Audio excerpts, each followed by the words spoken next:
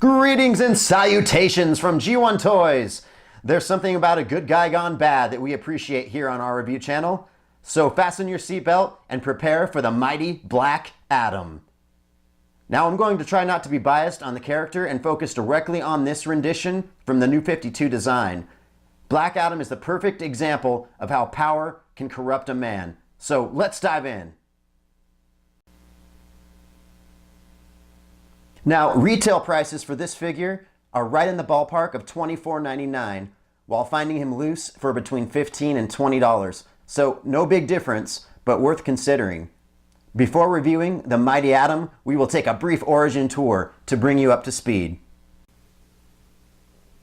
Black Adam gets his first appearance in Marvel Family #1, where a wizard named Shazam took notice of a skilled warrior named Teth Adam. Shazam blessed Teth Adam with the strengths of 6 gods to help him protect his land and renamed him Mighty Adam. His powers included speed, durability, stamina, flight, magic, electrokinesis, and intellect. He became so corrupt with power after his new attributes that he overthrew the Pharaoh and took over his city with fear and violence. Shazam, unable to retract the powers he regretted giving, banished this newly named Black Adam to the farthest star. But his return was imminent. And we have returned from the origin story for Black Adam. So now what we're going to do is take a look at his box. First of all, I'd like to point out that the box looks really good. The black and gold really work for this packaging. If we take a close-up look at this box, we can see that it's got some fraying there at the top. This box is not in the best of shape. It's precisely why I got it, so that I could open this figure and do the review. So just don't mind the box. It's in kind of shabby condition, but what do you do? So right here at the bottom, we got Black Adam action figure, DC Comics supervillain.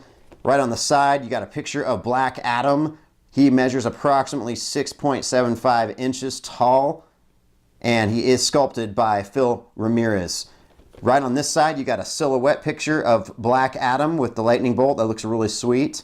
And then on the back, you got a couple extra figures you could pick up. Joker, Captain Cold. And if you'd like to read that on Black Adam, go ahead and pause that now. Right there at the bottom, you get a picture of Shazam and Black Adam just brawling. Pretty sweet. DC Comics, this is the We Can Be Heroes line. DC Villains. That's pretty sweet, guys. It's a nice packaging. I do like it. Let's get him open and see how much evil comes out of this box.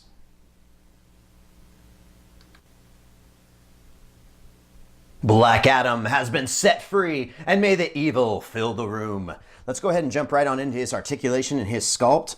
Starting at the top, he's got this little widow's peak going on here. Kind of gives him a vampire-esque look. I'm not so sure I like that for this Black Adam figure. But he does have some nice definition in his head sculpt. Around the ear there, it looks really nice. He's got some lines in the hair that you can see there. I do like the lines around his mouth area. Makes it look like he's really deeply grimacing there, and I like that. He looks mean.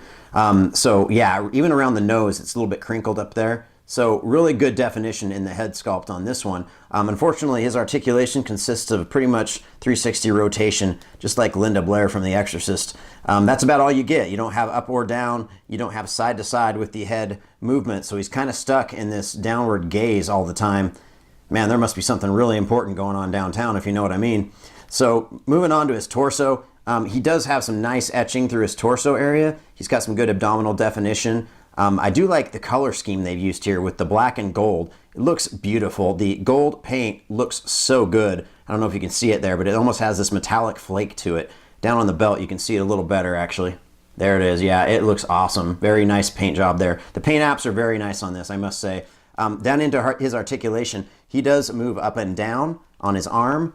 He does have an upper bicep swivel, and he does rotate all the way around 360 if you need it to.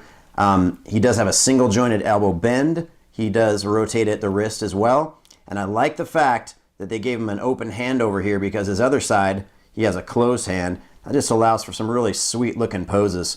I really dig that. Very nicely done. Moving down into his articulation with his waist, he does not have any swivel in his waist, nor does he have any ab crunch. So it's very solid waist. There's not very much movement there. His legs do move outward about that far. And then backward, he does move quite a bit as well. The cape does not hinder any of that movement because it's so flexible. He does have a single jointed knee bend and no articulation in the calf or in the foot area, unfortunately. I really wanted to see that, but it is not there. So moving on into his cape, let's turn our attention to that. He does have some really good definition in the cape, and that is they've made this thing look like it's really worn and tattered. You can see that all the way across this cape, that they just put a lot of work into making it look frayed. And that looks really nice on this new 52 version of Black Adam. I do like the top of the cape as well. It's got some cool stuff going on there. Some looks like tassels hanging down. Right at the top, his hood is stationary, does not move. Wish it did. Wish it came over his head, but it does not. Oh well, it doesn't look too bad. Not bad at all. So let's go ahead and look at his feet. He does have the peg in his right foot, but not his left. For some reason, they didn't do that. I found this figure to be very hard to stand up too because of that. There's just really nothing you can do about it. This cape, though, I want to talk about a little bit more. It's like a rubberized substance, so it's very flexible, and I do like that. I think that was really done well. Awesome. All in all, he looks pretty good.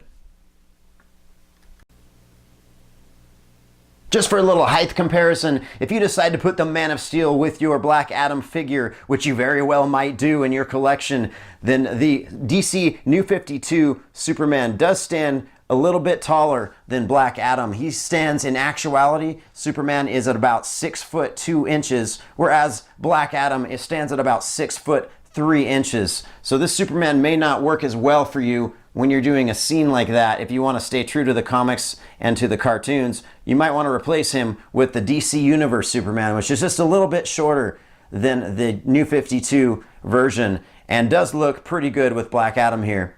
So let's go ahead and get right on into Black Adam's grading. Let's go ahead and start with Black Adam's appearance. Now, Black Adam is a pretty good looking figure. The black and the gold really work well together. So this jive of the color variations between the black and gold and the white lightning bolt look very nice on Black Adam. The only problem is you can't articulate this guy very much. So you don't get very many poses, very many different angles of him looking amazing. So I'm going to give him an 8 in appearance because he does look pretty good. And as we approach the field of articulation for Black Adam, this is where he lacks the most, folks. We have come to expect this from the supervillains line, but in this case, I really wanted to see some better articulation on such an awesome, evil figure. So on articulation, Black Adam will get a 5. And onto the topic of durability. Black Adam is very well constructed, cannot complain on his construction. However, if a child gets a hold of him and finds one of those awesomely crafted slits in his cape, it's going to be all she wrote for Black Adam. So, on durability, Black Adam gets an 8. For collectability, Black Adam is a great looking figure. He's a little tough to find, but you can usually find him if you just do some searching. So for collectability, he does get a 7. And for his overall score, he will get a 7. Shazam! And G1's lesson of the day is that with great power comes great villains. Thanks much for watching, and don't forget to subscribe for more electrifying reviews. Also, don't forget to follow us on Instagram. Now, sit back, relax, and channel your inner toy. Now, Mr. Superman, I promise I won't impersonate Morbius anymore. Shh! It's too late for that. Idiot.